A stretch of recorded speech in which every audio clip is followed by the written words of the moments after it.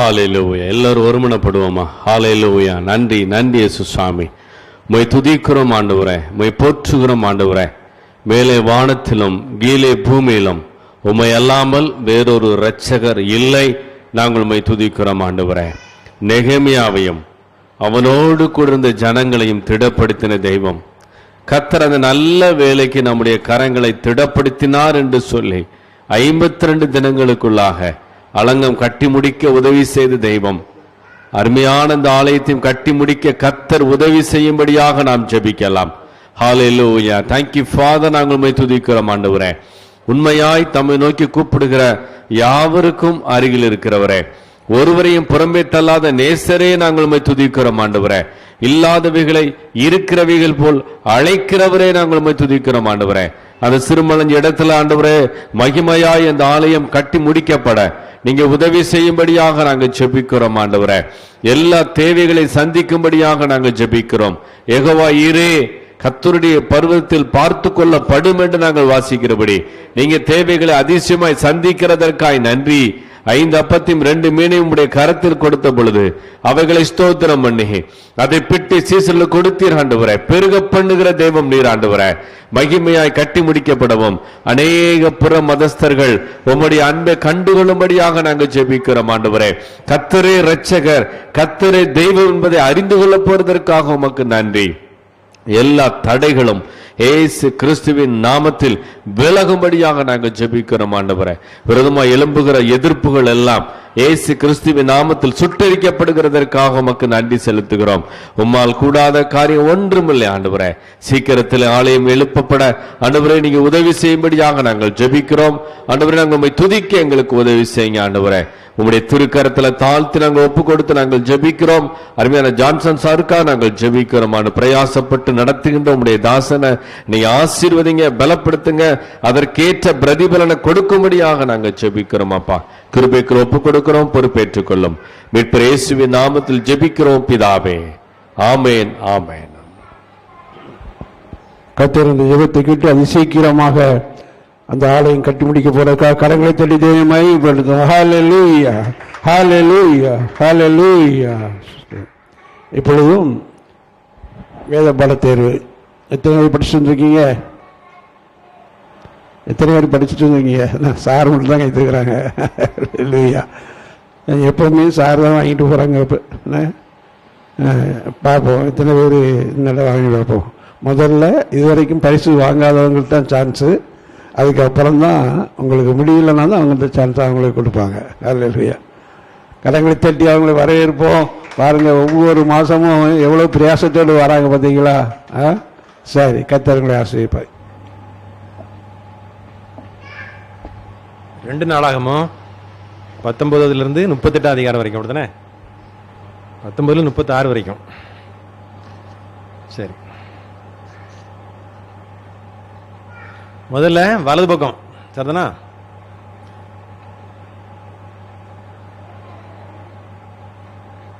உத்தமனுக்கு கர்த்தர் துணை என்று சொன்னது யார்? யோசபாத் ராஜா. உத்தமனுக்கு கர்த்தர் துணைன்னு சொன்னது யாரு? யோசபாத் ராஜா. சரி, இப்ப இடது பக்கம் உட்காருங்க. நீங்க இடது பக்கத்துல நீங்களே ஆன்சர் பண்ணணும். ஆமா, அந்த பக்கம் உட்காருங்க, இடது பக்கம்.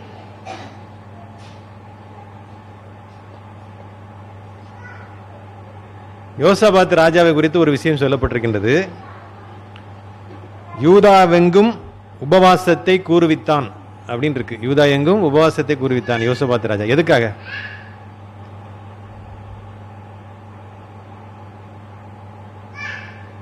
தெரிஞ்சவங்க சொல்லுங்க, சொல்லாம இருக்க வேண்டாம், சொல்லுங்க.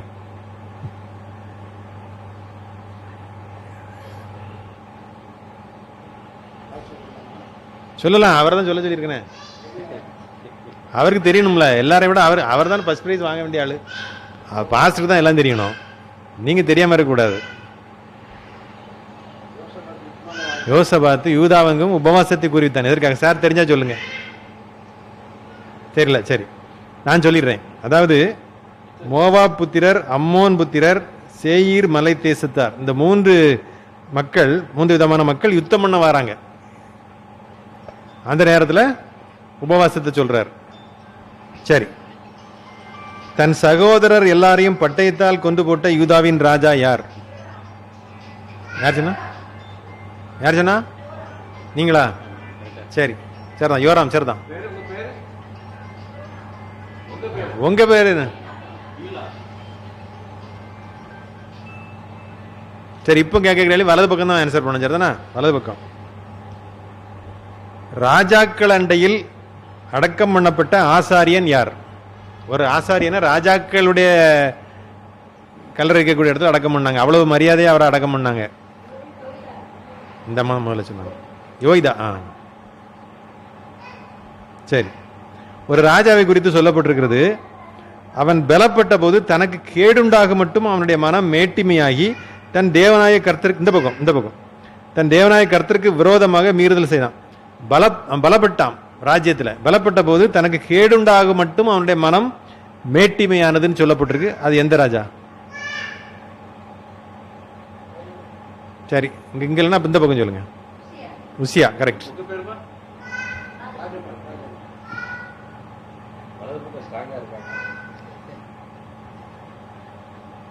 இடது பக்கம் சொல்லுங்க. தன் வழிகளை தன் தேவனாகிய கர்த்தருக்கு முன்பாக நேராக்கினால் பலப்பட்டான். தன் வழிகளை தன் தேவனாகிய கர்த்தருக்கு முன்பாக நேராக்கினால் பலப்பட்டான். அவன் யார்? அந்த ராஜா யார்? சரி, தெரியல. ரைட் சைடு சொல்லுங்க. மனசையா இருக்கிறதே கேடானவன் அவன் தானே. நீங்க அவன் பேரை சொல்றீங்களே. இவன் இது பேர் யோதாம். உசியாவினுடைய மகன் தான் யோதாம். அவன் தன் வழிகளை தன் தேவனாய கர்த்தருக்கு முன்பாக நேராக்கினதால் பலப்பட்டான். ரைட். இப்போ இடது பக்கம். பேரீச்ச மரங்களின் பட்டணம் எது? நீங்க சொல்லுங்க. பேரீச்ச மரங்களின் பட்டணம் எது? ஏரியோ. கரெக்ட். எசேக்கியா ராஜா காலத்தில் அஞ்சல்காரர் இஸ்ரவேல் கோத்திரங்களுக்கு அனுப்பப்பட்டாங்க. அதாவது அஞ்சல்காரர்னா யாரு? போஸ்ட்மேன்.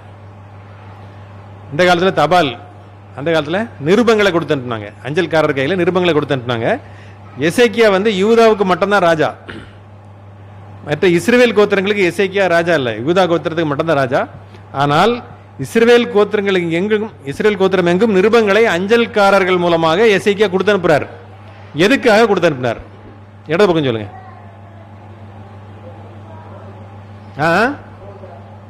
கேட்கல எனக்கு.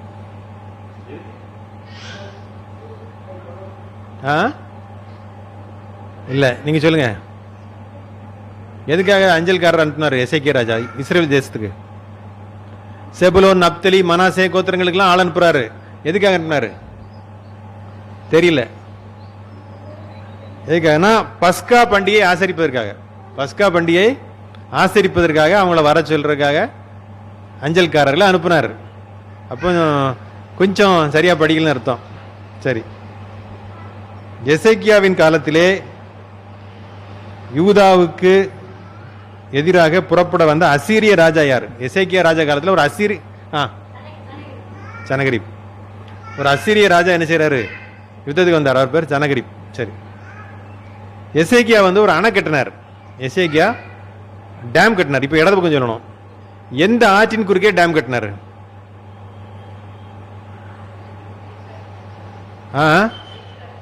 ஐப்ராத் நதியா? அது அந்த கல்தையர் தேசத்துல இருக்கு. அந்த நதிக்கு இவர் இதுக்கு கெட்ட போறாரு? நான் யூதா தேசத்தில் உள்ள நதியை சொல்றேன்.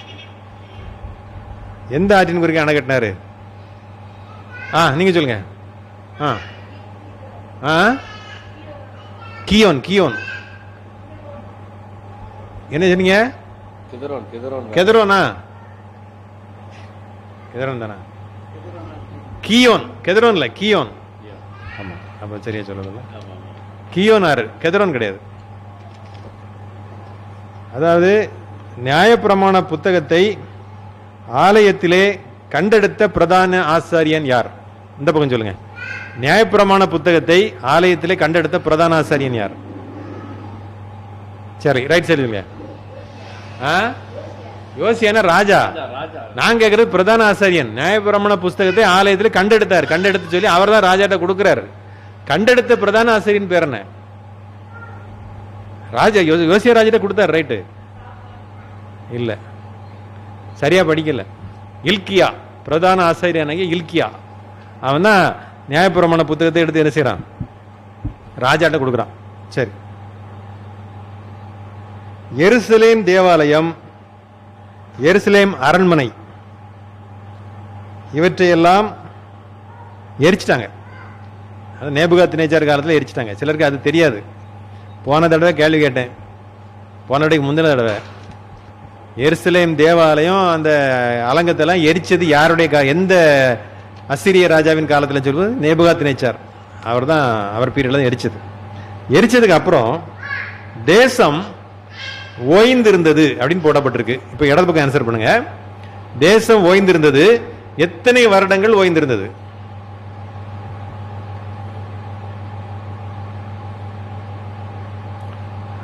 எல்லாம் எரிச்சு போட்டு போயிட்டான் நேபுகாத்நேச்சார். அதுக்கப்புறம் தேசம் ஓய்ந்திருந்தது, எத்தனை ஆண்டுகள் ஓய்ந்திருந்தது? 70. இவங்க சொன்னாங்களா அவங்க சொன்னாங்களா? முதல்ல சொன்னது யாரு? பிரதர் சொன்னாங்களா? பிரதர் தானே. சரி, ஒரு மாதிரி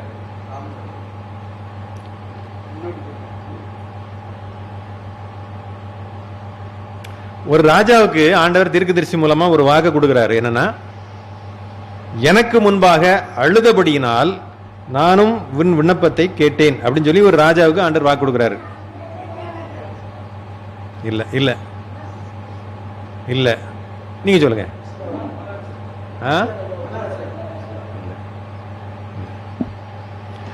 அதாவது எசேக்கியா ராஜாவுக்கு ஆண்டவர் என்ன வாக்கு கொடுத்தாருன்னா, உன் விண்ணப்பத்தை கேட்டேன், உன் கண்ணீரை கண்டேன்னு சொன்னாரு. வசனத்தை கரெக்டா சொல்லணும். நான் வசனத்துல இருக்கிறபடியே தான் எழுதி கொண்டு வருவேன். அப்படிதான் சொன்னாரு. இங்க எனக்கு முன்பாக அழுதபடியினால் நானும் உன் விண்ணப்பத்தை கேட்டேன் அப்படின்னு சொல்லி ஒரு ராஜாவுக்கு ஆண்டவர் ஒரு தீர்க்கதரிசி மூலமா சொல்லி அனுப்புறாரு. அது எந்த ராஜாவுக்கு தெரியலாம், விட்டுருவோம். யோசியா ராஜா. யோசியா ராஜா என்னன்னா, நியாயப்பிரமாண புத்தகத்தை இல்கியா, பிரதான ஆசிரியர் இல்கியா கண்டெடுத்து யோசியா ராஜா கொடுக்கிறாரு. அந்த புத்தகத்தை வாசிச்சு பார்க்கிறார் யாரு? யோசியா ராஜா. இப்படிலாம் எழுதியிருக்குதா, அப்ப நம்ம இதெல்லாம் கடைபிடிக்கவில்லையேன்னு சொல்லி அவர் அழுறாரு. அந்த அளவுக்கு ஒரு ஆத்ம பாரம் அவருக்கு. ஸோ அந்த மாதிரி அழுதுனால நானும் விண்ணப்பத்தை கேட்டேன்னு சொல்லி ஆண்டவர் சொல்றாரு. 8 வயதில், இந்த பக்கம் சொல்லுங்க, 8 வயதில் ராஜாவானது யார்? யோசியா. முடிச்சிருமா? சரோஜா.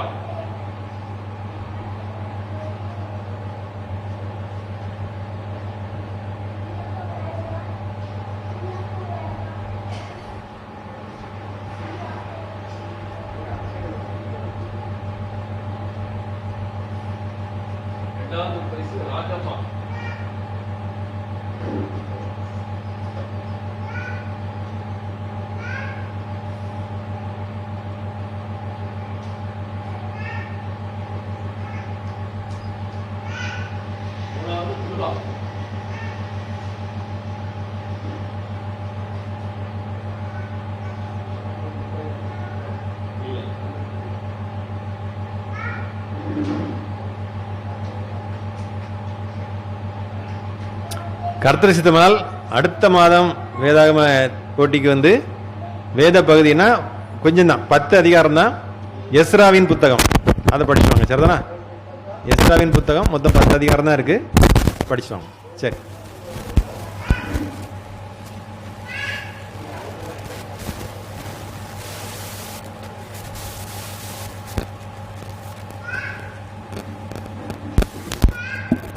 ஹல்லேலூயா, ஹல்லேலூயா. சரி, நீங்க சோர்ந்து போனாலும் அவங்க சோர்ந்து போகாம சோர்ந்துக்கிட்டு வராங்க. ஹல்லேலூயா. பாவமா இல்லையா? எதுக்காக செய்யறாங்க? ஒரு இதுலையாவது வாசிச்சுட்டு வர மாட்டாங்களாங்கிற சொல்லாட்ட கூட 2 நாளாகத்தையே வாசித்து வந்தேன்னு சொல்ல உள்ள கை தூக்குங்க பார்ப்போம். ஒரு இலையாவது வாசித்தேன் 2 நாளாக அண்ணன் வாசிச்சிருக்காங்க, அண்ணனுக்கு ஒரு ப்ரைஸு கொடுக்க வேண்டியதான். ப்ரைஸ் அடுத்த சேர்த்து விட்டுருவோம், உற்சாகப்படுத்திருக்காங்க. ஹல்லேலூயா. ஆமாம், நீங்கள் ஒரு இலையாவது வாசித்து வந்தீங்கன்னா ஓரளவு ஆன்சர் பண்ணலாம். இல்லை 2 தடவை 3 தடவை நல்லா வாசித்தீங்கன்னா பரிசு வாங்கிட்டு போயிடலாம். அதனால் உங்களுடைய அந்த பைபிள் ஞானம் வரணும் அப்படிங்கிற வரிசை ஆதியாகமத்திலிருந்து இது வரைக்கும், எது வரைக்கும்?